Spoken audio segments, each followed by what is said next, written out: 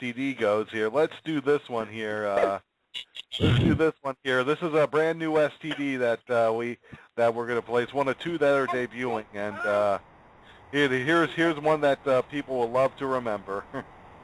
I know that a lot of people have been waiting for this. This is the part of the show for people who aren't familiar with it where I complain. I pick a topic and I go on and on and on about it, and I thought, what the hell, why not put together another STD? And I started thinking about topics to talk about for the first STD, and God, it's been years. And one possibility that I came up with is what would ever happen if monkeys got their hands on a lot of insulin and all took over the world. Invasion of the diabetic monkeys.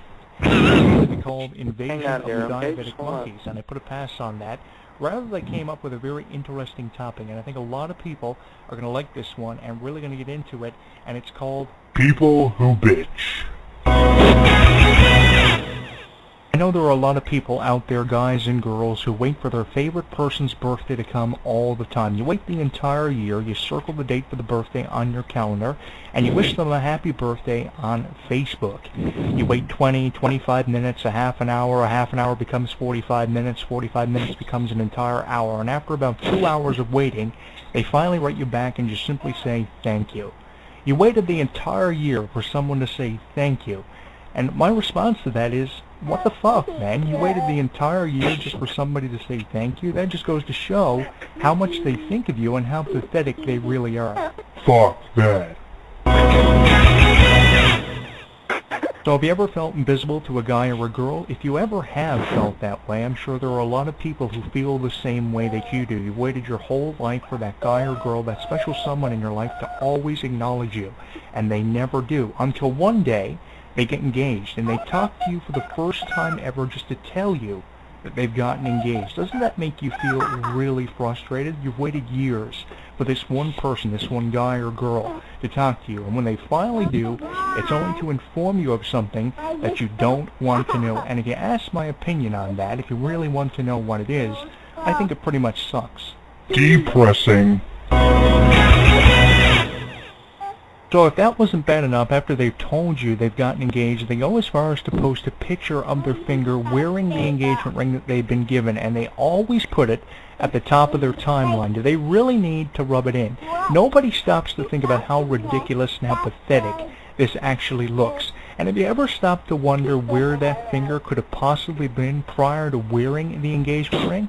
Up somebody's ass. Well, people always do this. After a guy dumps you, they will go out and find another girl. Upon finding the girl, they'll take endless amounts of pictures of themselves and post them on Facebook, and always tag you into the photo, just so you'll notice. But the one thing that you have to pay attention to is just how ugly the girl is. I mean, sure, the guy is attractive. He's always been attractive to you. Not as attractive as me, being 28 and all. Happy birthday. Thank you, but the one thing that you have to know is the reason why the girl that he's with is so ugly is because the next option to that girl was just simply a blow-up doll, $5.99. Well, we're not done yet. When Jonathan's baby left him, he found a new place to dwell. Taco Bell. Not exactly, but they do have pretty good tacos. Have you ever noticed how a girl, upon getting pregnant, will always post pictures of her stomach and progress you through the months of pregnancy?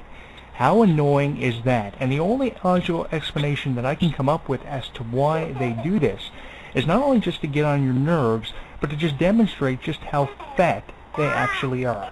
No, fat bitch.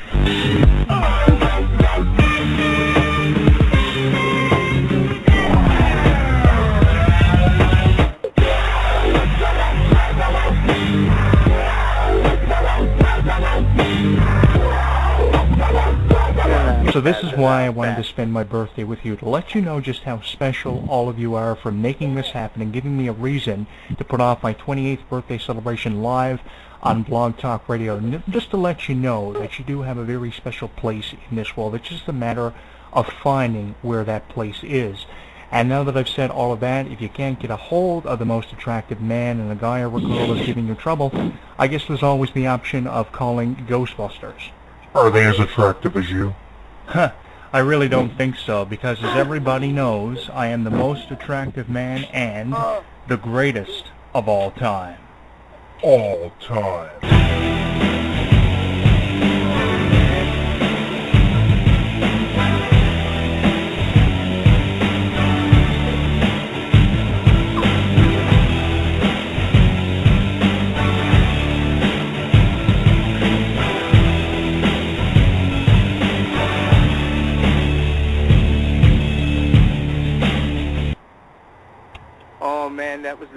Oh, that was amazing.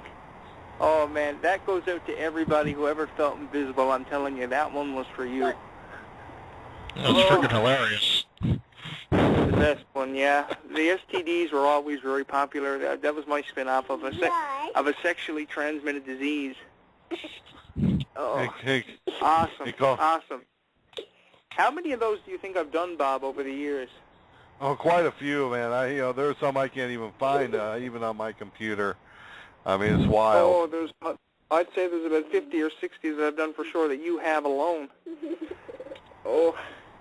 Yeah, I literally I have would have Bryce to go now on looking my back. for 'em. We have Bryce on my back now, carrying me around the room. I'm playing piggyback with Bryce, and he's pulling on my glasses. Yeah, we can't play a game till I'm done my commentary, and I've solidified my legacy as the greatest of all time, man. I have to solidify my legacy first and do my catchphrase at the end, which you're going to do. Who's going to do my catchphrase at the end? Yes, you can tell Hey, the guy on the Jonathan, radio are you something. going to have a nice big cake? I had a Mickey Mouse cake. I'm going to be posting a photo of that on Facebook later tonight. Can you have I had a a piece of Mickey cake for me? Oh, yeah, there's lots of cake left. I had 2 cakes all together between the last 2 days, and I am all sugared up. Yeah, have a for me, okay? Hey, Yeah. Jonathan, are you on Twitter? Yes, I am. Jonathan Clarke 1 on Twitter. JONATHAN CLARKE 1 on Twitter. Follow me now. Got you. You will find me. You'll see the HEW logo on my Twitter page. Yep, I got you. And those who want to know, yes, Yeah. yes, we I are tweeted looking to you. get. You tweeted him? Yeah. What'd you tweet? I said, hi, I think I said, hi, this is Kat Bocchioni, and I'm tweeting you, or something like that. Follow me back or The something. Twitter box is blowing up tonight with tweets, and it's just amazing how much support this show has gotten, Bob. Do you think it's been good? It's got an athletic It's supporter. got some good ratings, I'm pretty sure. I mean, the chat room's loaded up, so... Great stuff. I'm still waiting to hear from Abigail. I know it isn't complete until I flirted with Abigail. You know she's engaged to be married, right? Do you think I care about that? Do you think the most attractive man cares if somebody's engaged or seeing somebody going all out? We don't want to hear I that. wanted to see your photo, though. I didn't see your photo on there. Maybe Michael Porter's an exception, because Michael Porter's a good friend of mine, but anyone else is not an exception. Yeah, after all, when Yes, you can tell- he talks about different Tell color everybody something. tuxedos. What do you want to tell Bob again? What do you want to tell Bob? No, I want to tell you. Okay, you want to tell me? Okay, well, when Bob plays another sexually transmitted disease, we can talk. Oh my But God, anyway, I can't what- believe what, you brought uh, that up with him. I don't believe What were that. you gonna say? What were you going to say, Bob?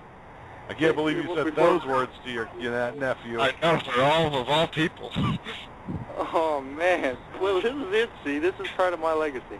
Bryce understands that I am a famous man, and he knows that. This is why he's trying to get in on the fame tonight. Oh, man, oh, man. Anyway, Bob, what were you saying? You know, I was basically talking about where you've, you know, the things that you've done and everything, and you know, the main thing I brought up was that you just you used the word STD there, but the one thing I got to talk about, and you know, a lot of people want to talk about here is is an old friend of yours, Casey Carnage. Oh, what, is he here? I hope not. No, he's not here. Thank God. Casey Carnage is an idiot. I'll tell you. I made that many STDs on Casey Carnage over the years. I believe he had his own segment called Carnage Crew or something. What was it? Carnage something, Bob? What was it he used to do? He used to rip on people? Yeah, he used to rip on people. He used to just simply call it. He used to just simply call it a carnage.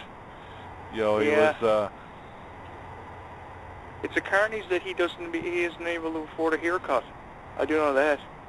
He isn't able to afford a haircut and he lives in a trailer, and that is a carnage if there ever was one. Boy. Whoa. At least I live in a house, man. I really? I live in the most attractive house with about 500 women all the time, and it's amazing. On top of most attractive hill. Everything's attractive to you, isn't it? Everything's attractive, really. Yes, I'll go to that movie tonight with Bryce, The Amazing Spider-Man 2, and I'll be looking at all the women more than I will Spider-Man, and I will be flabbergasted. Well, then wait till you see my photos. Most attractive woman in radio. Oh, I can only picture that. You and Kip. Oh, I can... Yep. That's amazing. Man, this little dude is full of information. He is the next radio show host, let me tell you. He has to tell us something again, but I'm afraid of what he's going to say. So I'm just going to let him do our closing when we get to the closing, which we're coming up on. I think it's in about 20 minutes. Yeah, we are. Yeah, about I would say about maybe 16 minutes away. So we could 16 definitely minutes away, and we're going to, and everybody listen, because this little dude here is going to do a catchphrase that will be remembered for the rest of the years to come here on the Wacko Weekly Radio Network. He was so fun having here today. I got to tell you, I didn't think that he was going to be as entertaining as what he was, but he was one of the most entertaining guests that we had today. Was my little nephew. There you go. And I want to know in the Wacko Weekly chat room, do you want this little guy to host